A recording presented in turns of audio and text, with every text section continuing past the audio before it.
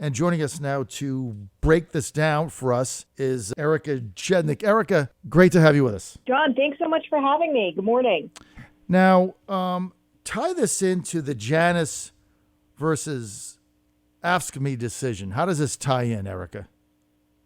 Yes. So last year, the U.S. Supreme Court ruled in Janus versus AFSCME that public sector workers, so government workers, have a say in whether they choose to be part of members and part of unions and financially support unions.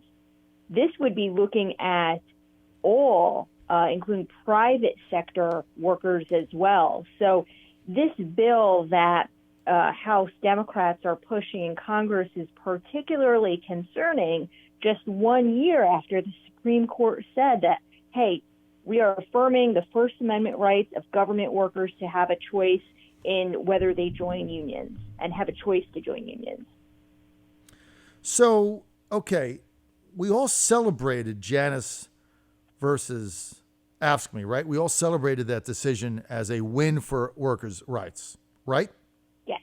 Now, yes, it's standing up for workers. that was ruled by the Supreme Court. I mean, it's kind of like, look, I'll just give you an example. It doesn't have anything to do with Americans for Prosperity or anything else, but just for context for my listeners, I, John Fredericks, am pro-gay rights and pro-gay marriage, have been for 40 years, right? So the Supreme Court made the decision that gay marriage is now legal in America. Done, right? So now it would be the same thing as if Republicans in Congress now try to pass a bill that said certain states can outlaw it. It's already been decided. So now what they're doing with the PRO Act is trying to undo what the Supreme Court has ruled. And how do they even get away with this?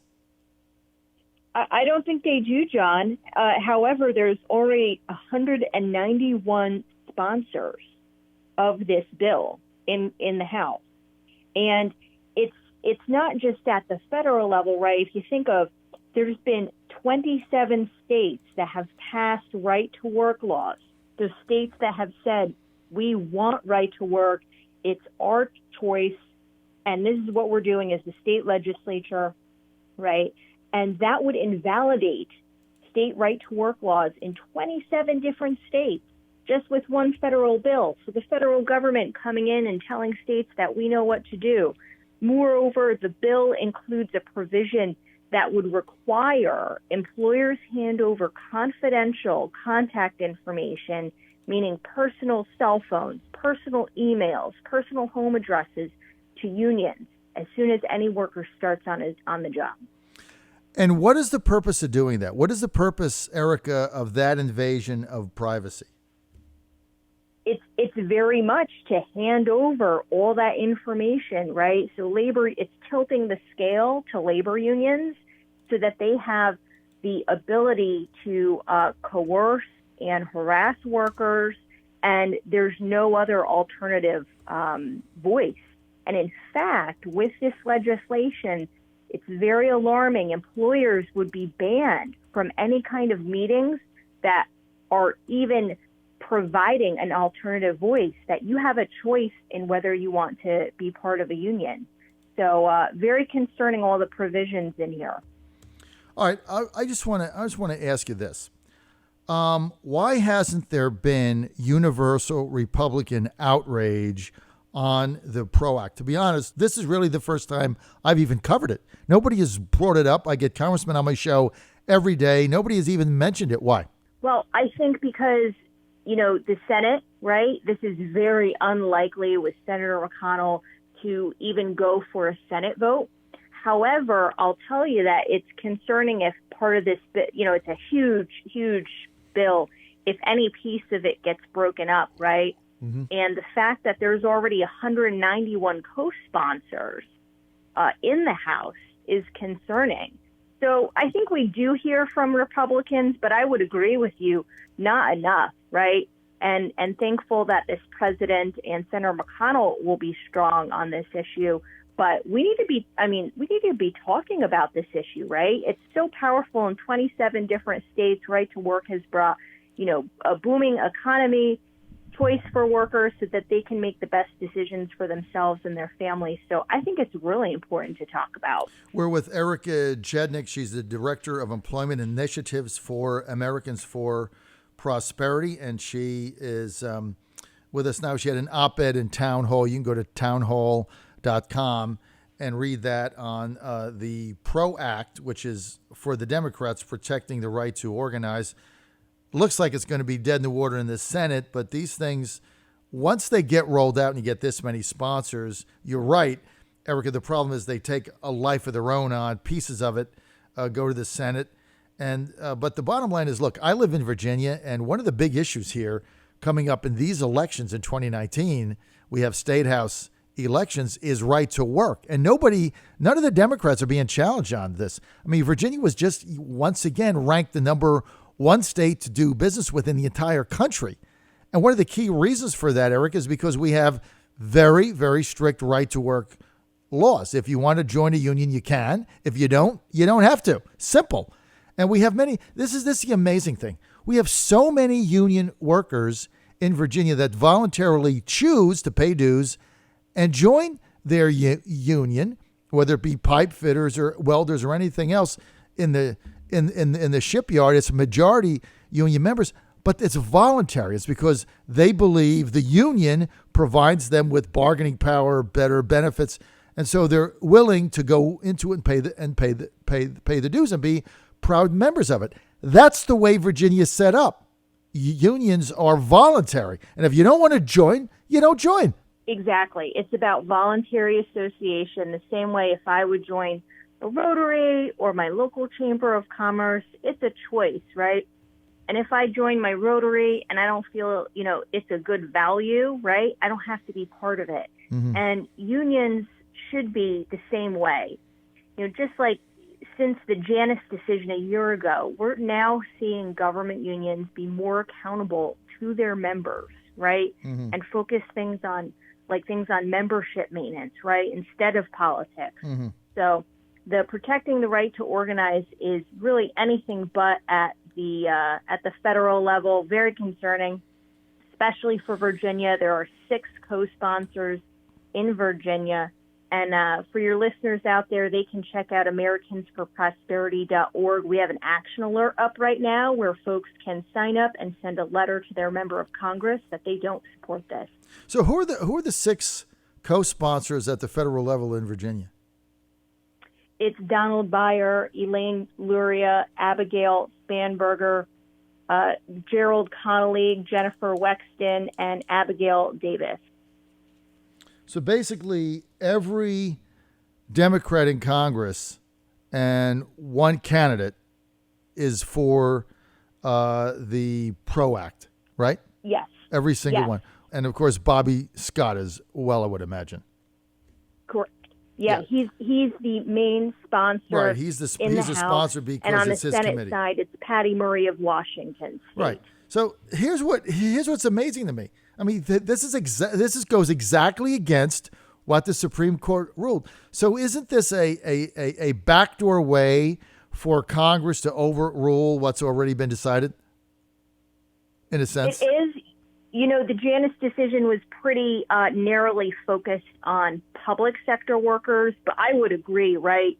We've had 27 states, it'll probably be 28 soon, that give private sector workers the freedom to choose whether they want to pay, fees out of their hard-earned paychecks to unions. Mm-hmm. So, this is particularly alarming. The Supreme Court said, hey, for government workers, they have the right to choose, and really alarming just 1 year later.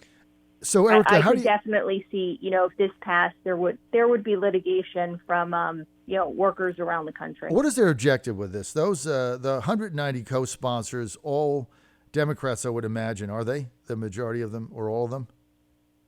Yes, they are all Democrats. All Democrats. It's hyper partisan. I think, in this political climate, we see a lot of that. Mm-hmm. I would just say that this is, where Americans for Prosperity is coming from is for workers, like you said, to have the choice. If mm-hmm. they want to be part of a union, they should be able to, right? Mm-hmm. It's their decision.